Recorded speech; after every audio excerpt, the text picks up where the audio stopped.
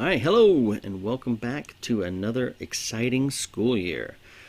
We're going to start off 10th grade sophomore honors U.S. history with the Gilded Age, starting in 1877 and moving forward. The Gilded Age, as you can see here from the cover screen, there's a lot to it. I'm going to encourage you to watch this video along with the guided notes on Google Docs that are there in the attachment with the on Google Classroom. So please follow along and complete that as you're going through this. So the Gilded Age, let's talk about it. What was the Gilded Age? Gilded is the definition. The definition of the word gilded is covered or highlighted with gold. In other words, it's not gold. It's something that is gold plated or gilded. It was a humorous term created by Samuel Clemens. You might know him as the guy who wrote Tom Sawyer and Huckleberry Finn, also known as Mark Twain. He called it the Gilded Age because it was like a golden age where everything is known as being awesome and great, but if you scratch the surface, you get to the idea that it is something less than austere and wonderful, that there's something rotten at the core. And that was Mark Twain's version of poking fun of America, at the same time acknowledging that there was something going on, but that it wasn't necessarily what everybody thought it was.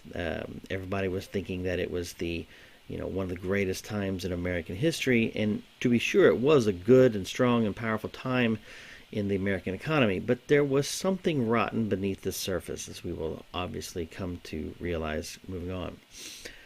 So, key ideas and things that defined the Gilded Age: it was an increase in industrialization, a rapid increase in industrialization, a rise in trusts, and trusts are organizations that cooperate to monopolize a resource. An increase in labor and union activity. There were also key technological advances and also immigration, and obviously strong reactions to it, and a rapid urbanization, and because of that rapid urbanization, we have significant political corruption. Those are the factors that describe what the Gilded Age was. So what led up to it? Well, there are 9 factors as to why the United States was destined to become an industrialized nation during this time period. One of them was a huge population boom. A lot of people, there was just a lot of people that were being born. There were a lot of immigrants coming in. The general population of the United States was exploding. Also, the idea of the Puritan work ethic, the idea that the Puritans, the religious mindset of the Puritans, led to them just naturally working harder and being more successful in their business. Another idea was the free market capitalism, the laissez-faire capitalism of the time period. Basically, less regulation on business allows business to make more money. Businesses making more money means the economy grows and expands, and those businesses are allowed to put more people to work. Another idea was the idea of technological innovations, such as the assembly line, inventions that helped enhance the growing economic and industrial might of the United States. Immigrant labor. Immigrants coming in grow the population, but they also grow the labor force. So not only do they become consumers, consuming the products that are made, they become part of the machinery themselves, producing these items. The development of transportation networks, specifically better developed roads, and this is the key, railroads. Railroads were, they really came of their own during this time period and allowed goods and services to be transported rapidly across the United States. Ideas that would have seemed ridiculous a decade prior were fast becoming a reality with the use of railroads. And we also have the development of raw materials such as coal and iron ore that help expand steel production and the development of the railroads and other businesses. Energy sources like oil, electricity, and coal are being developed, and the more energy we have, the better able we are to put it to use, building the things we have in the factories. And finally, a rapid increase in development of communication, such as the telegraph and the telephone, right at the turn of the century. All right, we're going to go through these one by one real quick. Oh, well, we're going to go through them one by one. We'll see if they'll be real quick. First one I want to talk about is the population boom. You see here on this graph, back in 1790, the population is barely a couple million big. By 1860, we have a population of about 30 million between the North and the South. And so it goes from 2 million to 30 million. And then you see a really sharp increase starting right about 1870. You see it start to really pick up a little bit. By the time we have 1880, we have about 50 million. 1890, we have a little over 60 million. 1900, we have about 77 million. By 1910, we're looking at almost 95, almost 100 million people. The population of the United States growing really fast during this time period. And so the American industry was just basically trying to keep pace. The idea of the Puritan work ethic first came about in German economist and sociologist Max Weber when he wrote his book, The Protestant Ethic and the Spirit of Capitalism. The Protestant work ethic and the spirit of capitalism. The idea that these two things go hand in hand, that Protestants, because of the way their character is developed in their spiritual formation, through their faith and through their religious practices, really feeds into this idea that they work hard, and then because they work hard, they obviously are more successful. The harder you work, the more successful you are going to be. That was the idea. True or not, it was an idea that they believed helped move the industrialization of the United States. The free market philosophy of laissez-faire capitalism. Adam Smith writes a book and called The Wealth of Nations, and pretty much as soon as he writes it, its ideas take a few centuries to really percolate into the economic and government systems of the world. But you can see here, world's GDP per capita is shown as an exponential acceleration since the beginning of the Industrial Revolution, about the 1800s. Industrial Revolution really takes off in England about the 1750s. By the 1820s, you have a initial Industrial Revolution in the United States, but by 1870, the Industrial Revolution in the United States, goes on steroids, and you can see here that world GDP climbs and then begins to skyrocket by the late 1900s.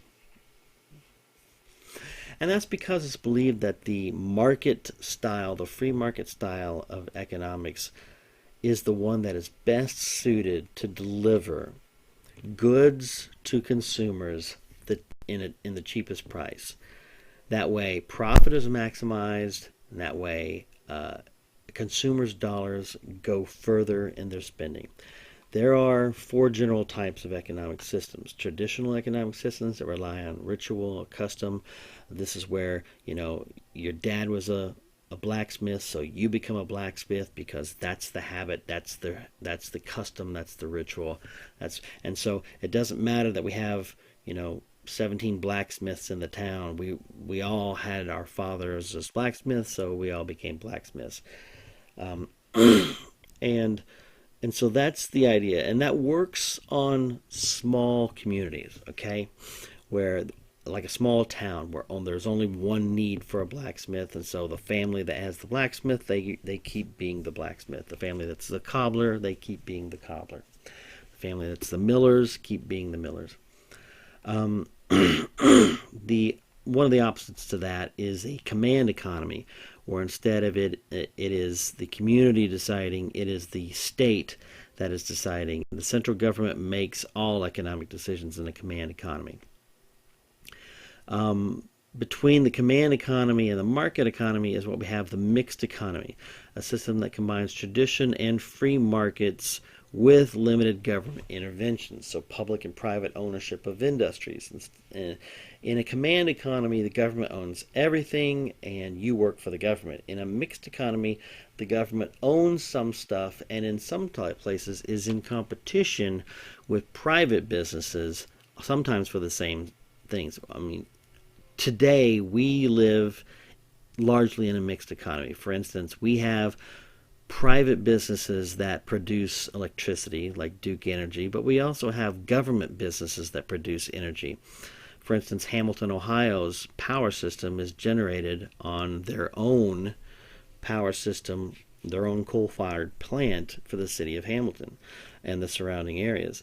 The Tennessee Valley Authority is a system of government-run dams built by the Army Corps of Engineers that produces electricity for virtually all of the state of Tennessee and most of West Virginia. So we have a mixed economy, a place where sometimes government is involved, sometimes it's private businesses. That's what we have today. In the late 1800s, we had a market economy where basically government was not involved in the market at all. It was all up to businesses. Businesses made the decisions, and the businesses were the ones that established the prices based on the economic values of supply and demand. Here's where we are today. Technological innovations like the assembly line and the Bessemer steelmaking process. These new innovations made steel cheaper. The Bessemer process made steel cheaper and easier to make. With cheaper steel, you had an explosion in the growth of railroads. You had explosion in the growth of buildings, because now that you had cheap steel, and steel is stronger than bricks, you can see where people will start building buildings out of steel, and so they'll build them taller and higher and stronger. And this is the age and era of the skyscrapers.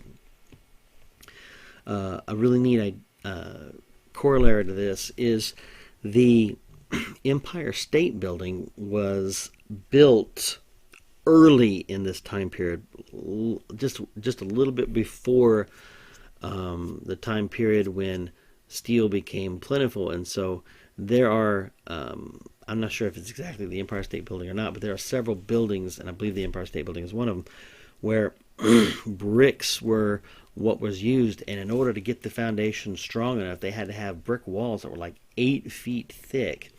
Whereas later on, they were able to build steel buildings with steel frames, and the steel was the one that held all the weight, so the bricks didn't necessarily have to hold all the weight, so they basically just formed the exteriors of the walls.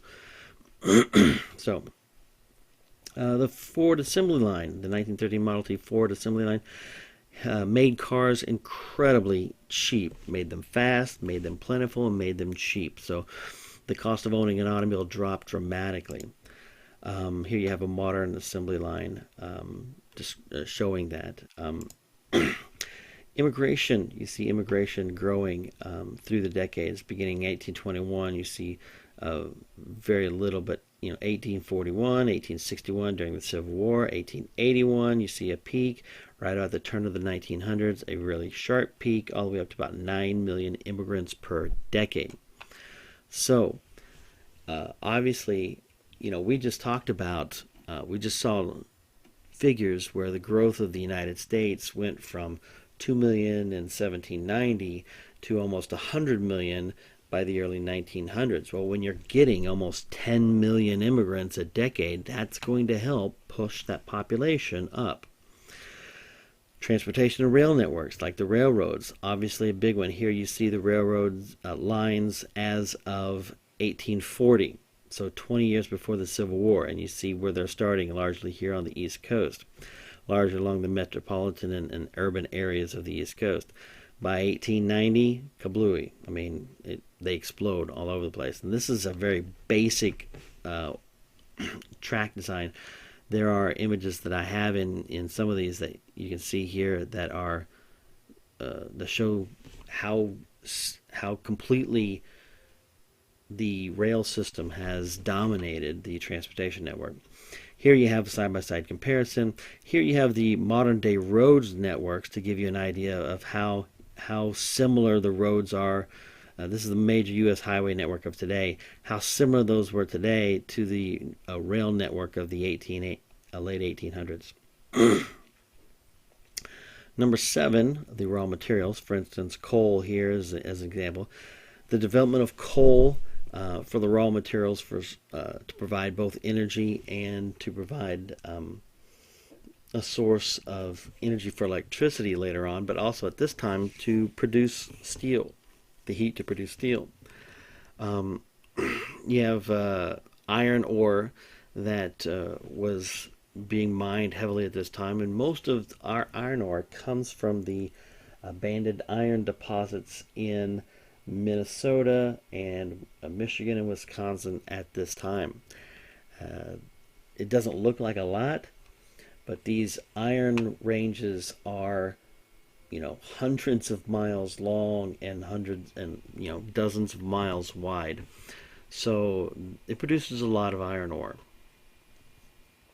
The growth of iron mining in the United States, as you can see here, you can see that it is growing rapidly during the time period we're talking about, starting in 1890, where we're producing, these millions of metric tons of usable iron ore. Starting, this is probably about 16 million metric tons. By 1900, you've got almost 30 million metric tons, so you've almost doubled that. By 1910, you've almost doubled that again. By 1920, you've increased it by at least another 50%. So you're going from 16 million metric tons all the way up to almost 80 million metric tons right before the, right here, right at this point is right at about the beginning, almost to the midpoint of World War I. And then it falls off sharply at the end of World War I. And then you have the roaring 20s, and then we have this tremendous drop right here in the 1930s. I'm sure you guys can't figure out what that is. It's the Great Depression. Here's the Great Depression. Of course, then you have a rapid increase at the beginning of World War II in the 1940s, shooting up huge numbers there. And so iron ore and the development of iron ore mining helped contribute greatly to the economic expansion of this time period that we're talking about here. Energy sources like oil, discovered during the late 1800s, helped make America an economic powerhouse by providing motor oil for the engines of the new cars, by providing gasoline for the new cars, but also just for providing oil for engines of all kind and producing fuel and energy for industry at this time period. We also have sources of energy such as the electric light bulb produced by Thomas Edison here, and power generation that helped light the night and expand the ability of the United States to make energy. Prior to this, prior to the steam engine, prior to electricity, in order to manufacture, you had to have water power, which is why the first manufacturing areas were around places where they could provide water wheels and water power along some of the rivers that fall quite sharply over the course of their runs in New England. Communications, like the telegraph, like the radio, helped improve the ability of America to communicate with various parts of it, and helped businesses expand and take advantage of new markets and help deliver goods to those markets.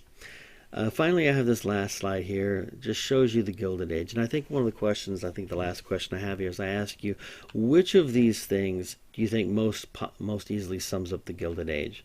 Is it the growth in gross national product per capita in dollars? In other words, this is the average number of dollars that an American would have gotten or portion of the gross national product that was represented by each American, the number of children employed under the age of 15, the percent of the population that was rural versus urban, because right here at 1900s we have a little tipping point. We go from largely being a rural country to being almost a majority. I think it's in the 1920s that this actually flips over to be more urban than rural. Is it the infant mortality rate, the drop in infant mortality from 170 per thousand live births to 117 per thousand live births? Is it the growth of the high school diploma? Is it the usage of telephones? This is per 1,000 usage of telephones, number of telephones per 1,000 inhabitants. So 0 in 1870 because it hadn't been developed yet, to 1 in 1880 to 82. I mean, that's a tremendous amount of growth. 82 out of 1,000 obviously doesn't sound like a lot compared to what the amount of telephones we have today, where literally families have multiple telephone lines, and individuals have even multiple phones. But compare these numbers to each other, that is an incredibly rapid growth. And then finally here, the steel production in short tons. 1870 we have 77 short tons. By 1910 we have 28,330 short tons. So which of these, in your opinion, best summarizes the Gilded Age and the rapid industrialization that happened during the Gilded Age? So that's all I have. That's all. Have a good time. So see you next time.